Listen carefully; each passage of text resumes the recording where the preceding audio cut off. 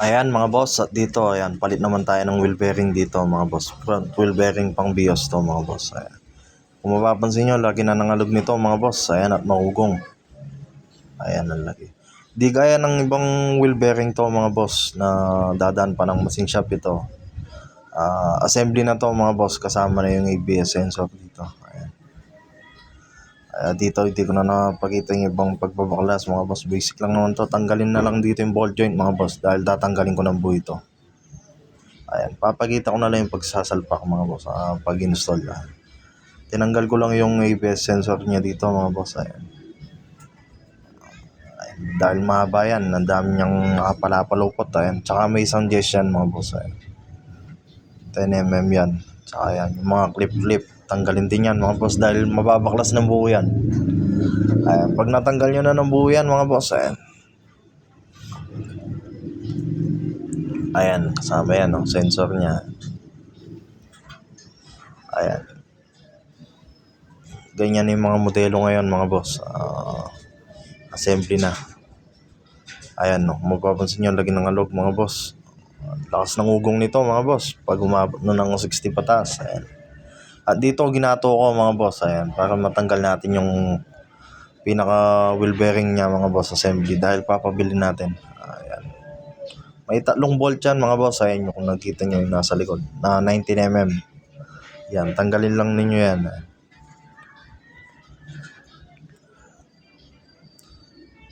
Kailangan natin ng gato dito dahil pag di mo ginato to, kahit luwak ka ng luwak, ayan, iikot at ikot lang.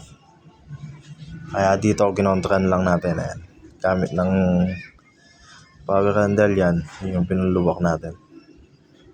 Yan lang naman yung tatlong yan. Pag naluwagan nyo na yan, matatanggal na natin yan.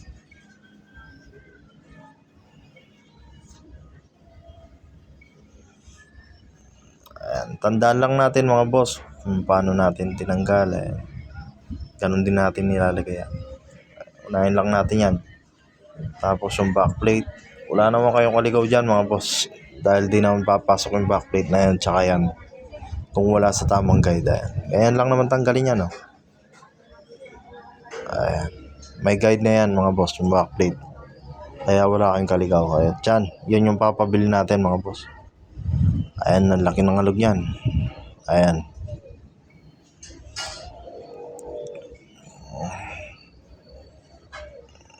Di gaya ng iba, yan, dadaan ng machine shop. Ito hindi na mga boss. Ayan, nandyan na nga yung bago mga boss. Fast forward, i-install ko na lang. Ayan, kamukha ng backplate na yan mga boss. Wala man kayong kaligaw dyan. Ipailalim nyo lang sa sensor na yan.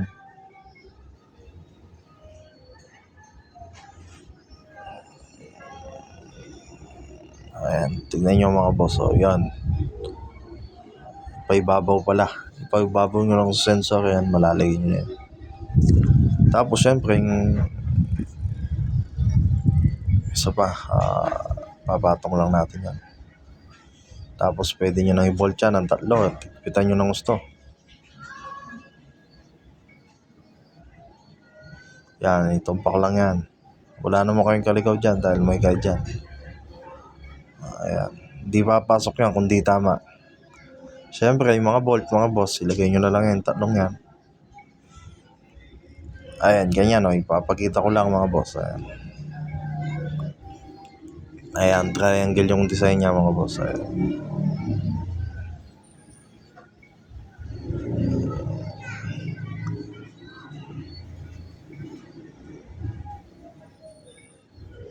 Ayan, kung may ganito kayong sasakyan mga boss at maugong at yan, malaki yung alog ng itaas at ibaba. Ayan, malamang wheel bearing na yan mga boss. Ayan. Kung magpapalit kayo at magdi-DIY, ito mga boss, pwede nyo gayahin to. Ayan, sa pag-install naman ito mga boss, unahin lang natin sa ball joint, lower ball joint. Ayan. Pag nailagay na natin dyan, isasabay na natin yung CV joint mga boss. Ayan, iayos ko lang yung camera dyan. Ayan. Tapos pwede na natin ilagay yan yung CV joint mga boss. Pasok na natin yan.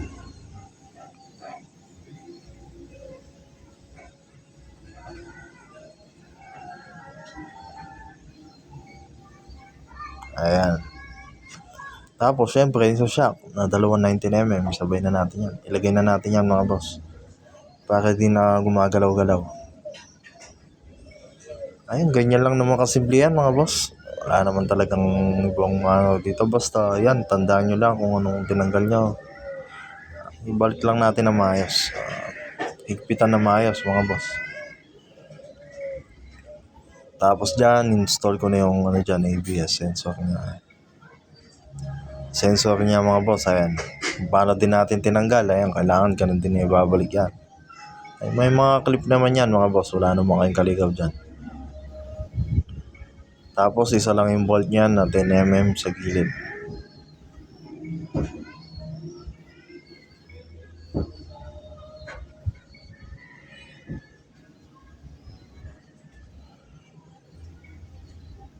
Ayan, medyo mahaba lang yan. Sensor na yan dahil palapalupot hanggang umabot sa taas. Ayun yung sinasabi ko, may bolt mga boss na 10mm yan.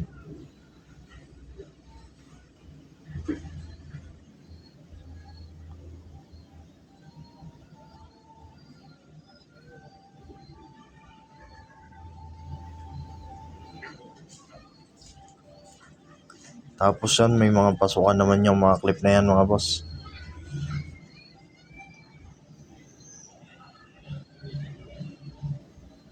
Ayan, pag tumingin nga pala kayo ng mga wheel bearing nito mga boss at yung kung paano nyo malaman kung tamang-tama na. Ayun, ipasok nyo sa CV joint mga boss. Ipasok nyo sa housing ng CV joint dyan. Pag sumakto doon, tapos tignan nyo yung pinakasagit ng sensor niya mga boss. Kung pares yung sakit niya mga boss at pumapasok, all goods na yan, ganun lang. Sa pag-check ng bagong wheel bearing yan. Ayan, kung makikita nyo, ayan, nakapalukot na mga boss. Tapos sa uli, yun, sakit na lang, ipapasok na lang dyan. Yan. At yan, fast forward mga boss, nalagay ko na. At yun, nakapalukot na yung sensor niya mga boss. Kung makikita nyo, ayan, nakaline na. Dito, ayan, pinapaikot ko lang ng dito. Dahil di maikot dyan, na nakalagay na yun, CV joint, medyo mabigat lang paikot. Pero good yung bagong yan mga boss. Ayan yung tatlong yan, yung sinasabi ko. Dito, siyempre pwede na ilagay yan. Yung tie rod at ball joint, pwede na higpitan yan mga boss. 19mm pares yan. Pati yan yung sa shock. Yan lang naman yung mga tinanggal ko dyan mga boss.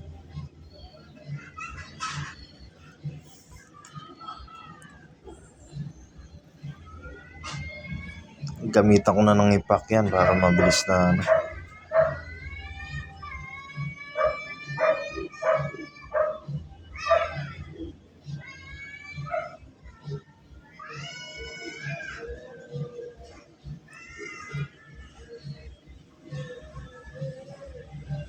Siyempre, huwag tayong magpakampante sa impact. Kailangan pa rin natin mag-double check ang mga boss. Tight ko pa rin yung mga yan. Ayan. Tapos, make sure natin na nakalagay yung mga cutter pin sa ball joint at tie rod mga boss. Ayan. Para safety tayo. Maluwag man yung bolt. Hindi basta-basta kakalas yan.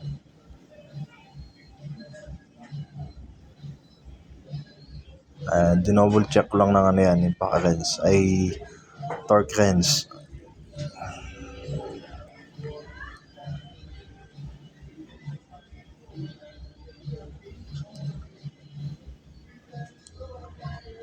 At lalagay ko na yung rotor disc dyan mga boss.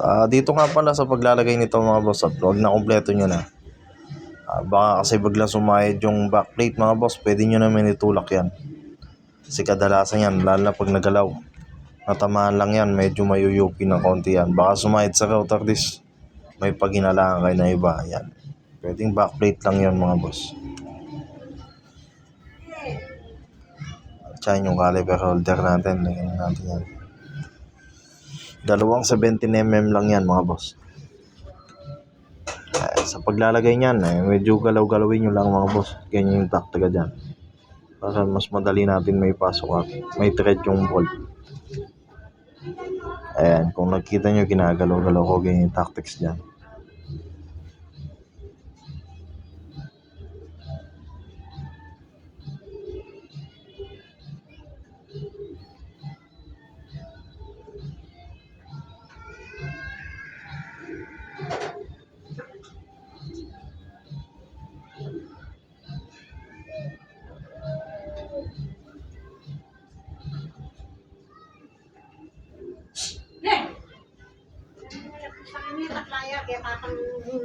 Yung musika.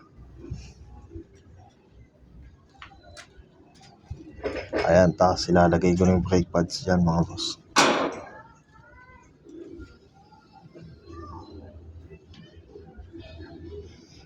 Ayan, dino-double check ko lang ng torque wrench yan mga boss. Para yan, sure tayo.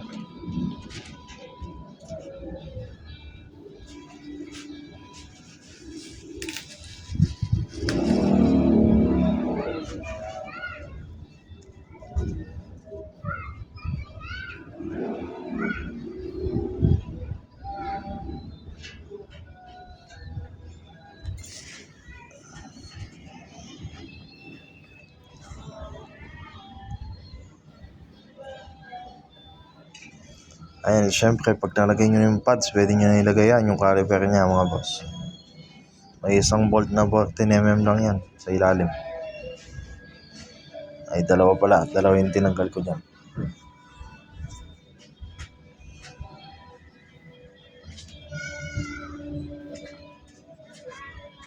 Oy, anak, ano ka? Mga tana. Sige lang. Muna.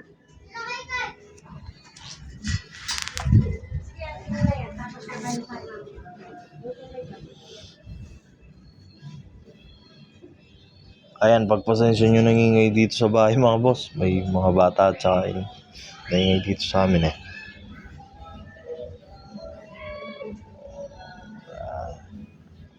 Ayan, at syempre, wag natin kakalimutan yung pinakagitna mga boss. Yung bolt ng CV joint na 30mm. Ayan. Sa pag-higpit nito mga boss, ayan, kailangan nyo lang ng kontrahin nyo lang yung rotor disc dito mga boss ng flat screw. Kung ano man pwede yung pangontra. Ayan, kung ano, nakatusok diba? Ayan, ganun. Para hindi yung sasama sa ikot. Ayan, yung tactics dyan. Ayan, pag nahigpitan nyo na mga boss, at kung nakikita nyo yan, yung gut lang yan. Ayan, ipitin natin ng konti yan mga boss. Hindi naman basta-basta maluluwag yan. Baga may hams. Yan, yung pinaka-dot niya, point. Ayan, ganyan lang po mga boss. Maayos na yan. At ka-notice na yan. All goods na mga boss. Ayan, ganun lang po. Salamat po.